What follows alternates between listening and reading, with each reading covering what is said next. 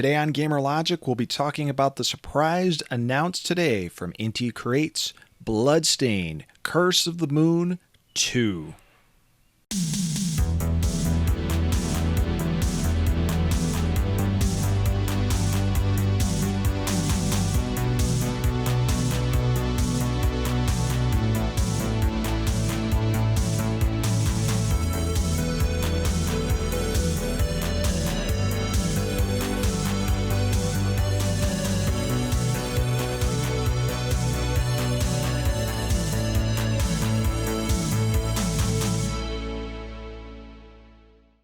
What's going on, guys? Mike Murtis, Gamer Logic here, and boy was I surprised this morning when I opened up my phone and saw on my video feed that Inti Creates is announcing a brand new Bloodstained Curse of the Moon sequel.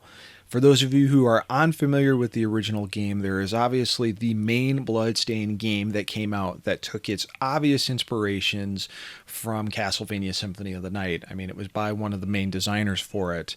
But before that game came out, a prequel game of sorts came out, and it was a 8-bit / 16-bit take on Bloodstained, and really it grabbed all its inspirations from the original 8-bit Castlevania games. I saw the trailer for it when it first came out. I loved it. And obviously when it came out, I bought the PC version, I bought the Switch version, I think I had the PS4 version, and I unlocked everything you could unlock in that game. I got every ending from start to finish. It was just a well-designed game, and obviously felt true to the roots of the original Castlevania games. And everyone knows on this that follows this channel that I'm a huge Castlevania fan, so it was a no-brainer for me to get this. Eventually, Limited Run Games actually put out Bloodstained Curse of the Moon in a physical format, a limited edition, which I absolutely had to pick up because I wanted a physical copy of this game, right? So again, this morning, Inti Creates posts that they are doing a sequel to Curse of the Moon, and it's coming soon. So I saw the trailer, I was blown away, but let's go ahead and watch through it together, and I'll state some of my thoughts about this upcoming game that, spoiler alert, I'm really excited to play, because honestly, I think I liked Curse of the Moon more than I liked the main Bloodstained game. But let's take a look at Curse of the Moon 2.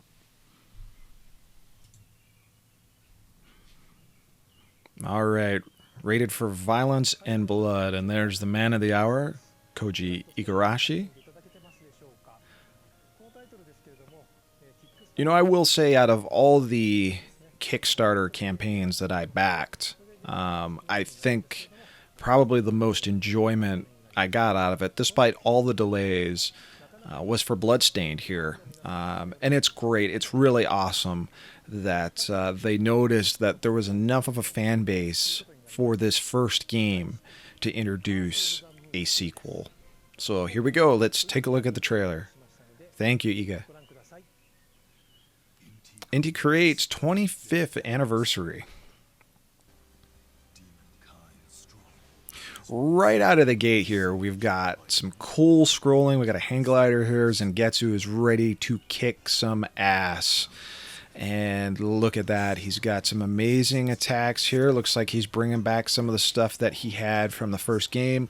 Some great levels. Dominique, very cool. New character. Actually reminds me a little bit of Eric Lecard from Castlevania Generations, a.k.a.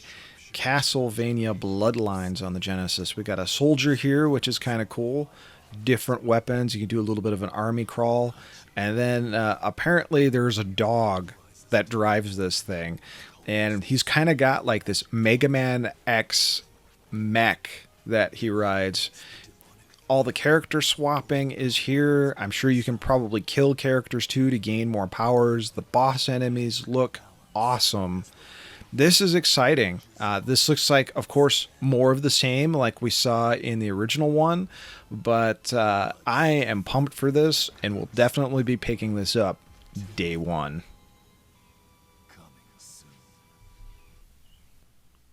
So yeah, obviously my impressions are that I cannot wait to pick this up. The addition of the new characters, Dominique was actually in the main Bloodstained game, but her and Zangetsu do have some past together, so whether or not these storylines end up intertwining with the main game, who knows? But they do have a history together, and like I said, she reminds me of Eric Lacard from Castlevania Bloodlines, so I'm excited to see what she can do in game. The other two characters, well, we'll see. We already know what Zangetsu is totally capable of. So will you guys be picking this up? Leave your thoughts in the comments below. But I'm going to leave you with one more thing here. And that is, do you see in the top left corner, you got one player, and then it says two player. Press start button. All I can imagine is this is going to be two players simultaneous. And I have not seen any other videos out there yet on this, but it looks like you're going to be able to play two players together, which is insane. I'm trying to picture playing Castlevania two players with each other. And funny enough, if you think about it, there is some history to that too. Castlevania 4, Super Castlevania, was actually supposed to be two players at one time. If you go back and you look at a very early promo video of Castlevania 4, there is some mentioning of a two-player mode, if I remember correctly, which is pretty crazy. So here we go. A sequel to Bloodstained, Curse of the Moon, and it's going to be two players, and it's going to be freaking awesome. Thanks for watching, everybody.